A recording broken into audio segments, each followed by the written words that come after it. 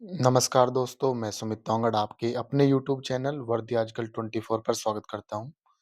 दोस्तों, SSC GD के all previous year question की इस सीरीज में हम 2013 से 2024 तक जितने भी क्वेश्चन बने हैं हिंदी के, उन सभी को हम चैप्टर वाइज करते हुए चल रहे हैं। आज का जो हमारा टॉपिक है, ये है वाक्यों में सुधार। इससे पहले हम इसके 5 पार्ट कंप्लीट कर चुके हैं। आज का जो हमारा पार्ट है, पार्ट नंबर 6 होगा। अगर मैं वाक्यों में सुधार की बात करूँ, तो अब तक इसमें टोटल जो क्वेश्चन बने हैं, वो 12 वर्षों में टोटल 200 क्वेश्चन पूछे गए हैं इस टॉपिक से। और ये हिंदी की हमारे 12वीं क्लास होगी। लगभग हमने 20 से 25 क्लास का टारगेट रखा है हिंदी के पूरे सिलेबस को पीवाईक्यू को कराने का। तो जिसने हमारी पिछली वीडियो नहीं देखी है, वो चैनल की प्लेलिस्ट में जाकर सभी टॉपिक्स को कंप्लीट कर सकता है। तो बिगर वक्त गवाए आज की वीडियो शुरू करते हैं। आज का जो हमारा पहला क्वेश्चन है, क्वेश्चन नंबर 151। इसमें क्या कह रहा है आपसे?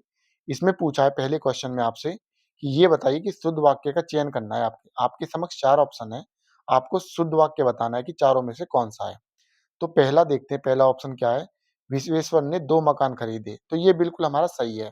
इसमें कोई भी त्रुटि नहीं है, तो यही हमारा बिल्कुल सही उत्तर हो जाएगा। बाकी आप तीनों को देखोगे तो तीनों में एरर है। क्या-क्या एरर है, एक बार इस पर डिस्कस कर लेते हैं।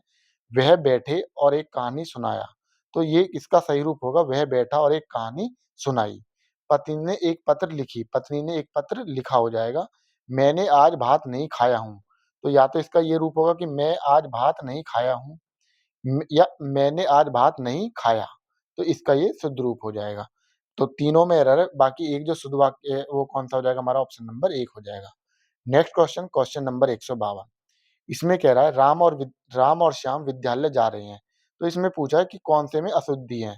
तो आपको दिख रहा होगा कि विद्यालय में क्या है? अशुद्धि है। तो ऑप्शन नंबर 4 क्या हो जाएगा इसमें? गलत हो जाएगा। तो विद्यालय किस प्रकार लिखा जाता है? इस तरीके से लिखा जाता है विद्यालय। ये हमारा शुद्ध रूप हो जाएगा विद्यालय का। तो ऑप्शन नंबर 4 में क्या है? त्रुटि है। Next question, question number 153। इसमें क्या कह रहा है? इसमें आपसे पूछा है कि रेखांकित खंड के स्थान पर प्रयुक्त होने वाले सबसे उपयुक्त विकल्प का चयन कीजिए। तो क्वेश्चन क्या है? मुख्य अतिथि ने छात्रों से पुरस्कार प्रदान किया। तो छात्रों से नहीं होगा, बल्कि क्या होगा? छात्रों को होगा कि मुख्य अतिथि ने छात्रों को पुरस्कार प्रदान किया। ऑप्शन नंबर 2 आपका इसमें सही हो जाएगा। Next question, question number 154। इसमें क्या पूछा है? अशुद्धि युक्त वाक्य का चयन कीजिए। तो आपको इसमें अशुद्ध वाक्य बताना है। तो हम अशुद्ध वाक्य पर अगर मैं चर्चा करूँ, तो डायरेक्ट ही देखते हैं हम। इसमें जो अशुद्ध होगा वो ऑप्शन नंबर 3 होगा। कैसे होगा वो? कि तुम बहुत धीरे स्वर में बोलते हो। तो धीरे नहीं होगा, बल्कि क्या होगा इसमें? धीमे होगा। तुम बहुत धीमे स्वर में बोलते हो। ये इसका सही चयन होगा अगर हम धीमे लगाएँ तो। लेकिन इसमें क्या दिया हुआ है? धीरे दिया हुआ है। तो इसलिए क्या हो जाएगा हमारा? अशुद्ध युक्त वाक्य हो जाएगा। Next question, question number 155। इसमें पूछा है कि शुद्ध वाक्य कौन-सा होगा? तो 155 के कौन सा ऑप्शन है? अगर हम उनको देखें, तो इसमें आपके समक्ष 4 ऑप्शन दिए हुए हैं। चारों में पूछा है कि कौन-सा शुद्ध वाक्य है। तो पहला ऑप्शन है, सब तरह के वर्ग के लोग सभा में उपस्थित थे। ये गलत हो जाएगा। यह बात कहने में अनन्या को संकोच न होगा। इस बात को कहने में अनन्या को संकोच न होगा। अगर मैं दूसरा और तीसरे में देखूँ, तो मुझे तीसरा जो ऑप्शन है, ये बिल्कुल सही लग रहा है कि इस बात को कहने में अनन्या को संकोच न होगा, या यह बात कहने में अनन्या को संकोच न होगा। तो अगर दोनों ऑप्शन की बात करूँ, दूसरे और तीसरे की, तो अब आपको इसमें सटीक देखना कि सबसे ज़्यादा सटीक, यानी सबसे ज़्यादा जो बेस्ट है वो कौन-सा है। तो इसमें बेस्ट की बात करूँ, तो यह वाली होगी। भई हम किसी बात का डिस्कशन कर रहे हैं, तो उसी बात के लिए मैं बोलूँगा कि भई यह बात कहने में अनन्या को संकोच न होगा। तो ऑप्शन नंबर 2 इसमें आपका ये सही हो जाएगा। और आयोग ने भी इसी को सही माना है, ऑप्शन नंबर 2 को। Next question, question number 156। इसमें पूछा है कि रेखांकित अंश के स्थान पर आ सकता है। कौन-सा आ सकता है? इस समय उनकी आयु 70 वर्ष है। तो आयु के लिए सबसे उपयुक्त जो होगा वो कौन-सा होगा? उम्र होगा कि इस समय उनकी उम्र कितनी है? 70 वर्ष है। Next question, question number 157। इसमें पूछा है आपसे कि कौन-सा वाक्य संज्ञा के प्रयोग की दृष्टि से शुद्ध है। तो आपके समक्ष 4 ऑप्शन दिए हुए हैं। विश्वजीत को सफल होने की उम्मीद नहीं है। तो यही पहला वाला हमारा बिल्कुल इसमें क्या हो जाएगा? यही शुद्ध है। बाकी अगर आप औरों को देखोगे, तो ये क्या हो जाएँगे हमारे? इनमें त्रुटि युक्त हो जाएँगे। तो शुद्ध वाक्य कौन-सा हो जाएगा? ऑप्शन नंबर 1 आपका इसमें सही हो जाएगा। Next question, question number 158। इसमें कह रहा है मेरे सिवाय अनेक को एकाध पुरस्कार अवश्य मिला। तो इसमें आपको जो सर्वोचित है वो विकल्प चुनना है। तो अनेक की जगह सबसे जो सर्वोचित बैठेगा, वो क्या बैठेगा? मेरे सिवाय प्रत्येक को एक आध पुरस्कार अवश्य मिला। तो ऑप्शन नंबर 1 इसमें आपका ये बिल्कुल सही हो जाएगा। Next question, question number 159। इसमें क्या पूछा है आपसे कि निम्नलिखित विकल्पों में क्रिया संबंधी अशुद्धि बतानी है आपको। तो कौन से में हो जाएगी? आपके समक्ष 4 ऑप्शन दिए हुए हैं।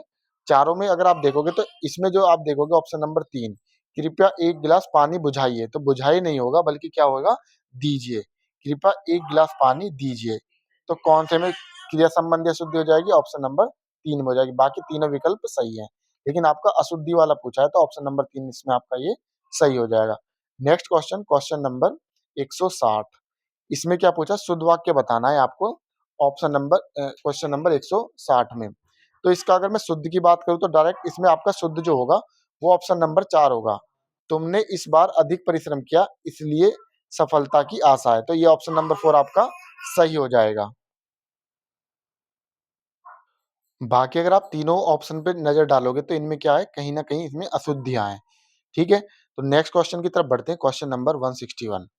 इसमें कह रहा है हमें हमेशा सच का साथ देना चाहिए। तो इसमें अशुद्धि पहचाननी है आपको। तो ये जो देखो हमें भी बिल्कुल सही लिख रहा है, चाहिए भी सही है और साथ भी सही है। तो इसमें वर्तनी संबंधी अशुद्धि है। तो हमेशा इस तरीके से नहीं लिखते बल्कि कैसे लिखते हैं? हमेशा का सही रूप इस तरीके से होगा। Next question, question number 162। गोलियों की बाढ़ हो गई। तो गोलियों की बाढ़ नहीं होगी बल्कि क्या होगी? बौछार होगी। तो सही ऑप्शन कौन सा हो जाएगा? ऑप्शन नंबर 4 आपका इसमें सही हो जाएगा। Next question, question number 163। मकान गिर जाने का संदेह है। तो मकान गिर जाने का संदेह नहीं होगा बल्कि क्या होगा? डर होगा। तो सर्वोचित जो ऑप्शन होगा वो कौन सा होगा? ऑप्शन नंबर 4 हो जाएगा। मकान गिर जाने का डर है। Next question, question number 164। कर्म करो फल की चेष्टा मत करो। इस वाक्य में चेष्टा के बदले आपको कौन सा पद उचित होगा? तो इसमें अगर सही की बात करें तो क्या होगा कि कर्म करो फल की आशा मत करो, फल की आशा मत करो। तो जो ऑप्शन नंबर 3 है ये बिल्कुल इसमें क्या हो जाएगा? इसके लिए पद उचित होगा। कौन सा? Option number 3। यानी अगर हम चेष्टा की जगह आशा लगाए तो ये क्या होगा? ये पद उचित होगा। Next question, question number 165। क्या कह रहा है? नेहा की आंखों से आंसू टपक पड़ा। तो आंसू जो ये कैसा है? हमारा बहुवचन है। तो इसमें क्या होगा? टपक पड़ा नहीं होगा बल्कि क्या होगा? टपक पड़े। आंसू जो है वो क्या हो गए? वो टपक पड़े। तो कौन सा ऑप्शन हो जाएगा? ऑप्शन नंबर इसमें यही पूछा कि कौन से भाग में अशुद्धि है। तो ऑप्शन नंबर 3 में क्या हो जाएगी? हमारी अशुद्धि युक्त वाक्य हो जाएगा। Next question, question number 166। Question number 166 में क्या कह रहा है? इसमें आपसे पूछा है कि कौन सा शब्द सर्वाधिक उपयुक्त होगा? मैंने तलवार द्वारा शत्रु को मार दिया। तो द्वारा की जगह कौन सा शब्द जो है वो सर्वाधिक उपयुक्त होगा? आपके समक्ष 4 ऑप्शन है।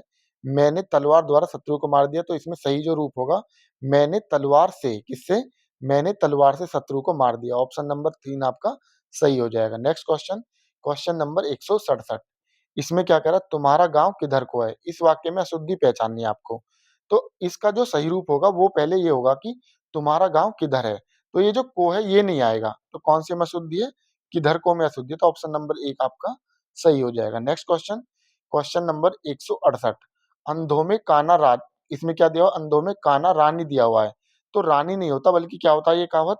अंधों में काना राजा। तो ऑप्शन नंबर 2 इसमें आपका ये सही हो जाएगा। Next question, question number 169। यह हॉल पंडित समाज के लिए आरक्षित है।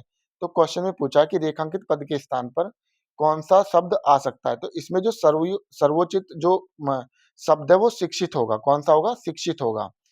तो इसमें ऑप्शन नंबर 2 आपका सही हो जाएगा कि यह जो हॉल है शिक्षित समाज के लिए आरक्षित है। Next question, question number 170। इसमें शुद्ध वाक्य का चयन करना है आपको। तो इसमें होगा उसे शिमला जाना है, उसे शिमला जाना है। ऑप्शन नंबर 1 आपका इसमें सही हो जाएगा। बाकी तीनों में क्या है? त्रुटि है।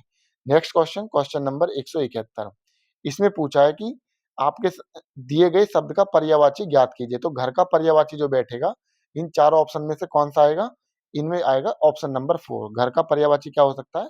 सदन हो जाएगा। Next question, question number 172। इसमें क्या पूछा है कि रेखांकित शब्द के लिए सही वर्तनी बतानी है। तो जबरदस्ती कैसे? जबरदस्ती इसमें गलत लिखा हुआ है।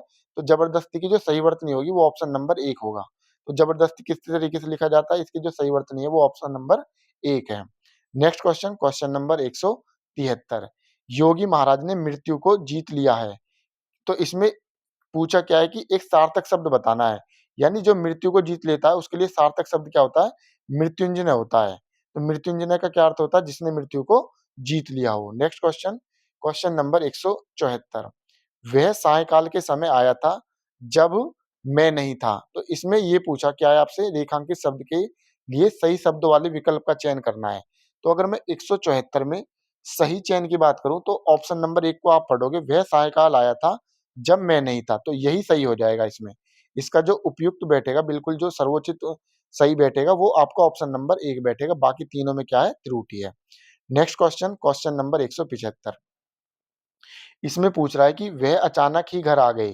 तो इसमें सार्थक शब्द पूछा है अचानक का, तो अचानक का जो सार्थक शब्द होगा वो क्या होगा? आकस्मिक। आकस्मिक का मतलब क्या होता है? अचानक ही होता है कि वह आकस्मिक ही घर आ गए। तो ऑप्शन नंबर 1 इसमें आपका ये सटीक आंसर हो जाएगा। नेक्स्ट क्वेश्चन, क्वेश्चन नंबर 176, दिए गए वाक्य में रेखांकित शब्द का विलोम बताना है। तो विशालकाय का विलोम जो होता है वो क्या होता है? लघुकाय होता है। तो विशालकाय का जो इसमें आपको विलोम ही बताना था, तो विशालकाय का विलोम क्या हो जाएगा? आपका लघुकाय हो जाएगा। नेक्स्ट क्वेश्चन, क्वेश्चन नंबर 177, इसमें आपसे पूछा है कि आपको इसमें तत्सम बताना है, यानी अंधेरा का तत्सम बताना है। तो अंधेरा का जो तत्सम होता है वो क्या होता है? अंधकार होता है। तो आज की वीडियो में हम इतना ही देखेंगे। बाकी अब 200 क्वेश्चन में से हम 177 क्वेश्चन कंप्लीट कर चुके हैं। बाकी जो क्वेश्चन बचे हैं उनको अगली वीडियो में देखेंगे एक नए पार्ट के साथ। तब तक के लिए जय हिंद, जय भारत।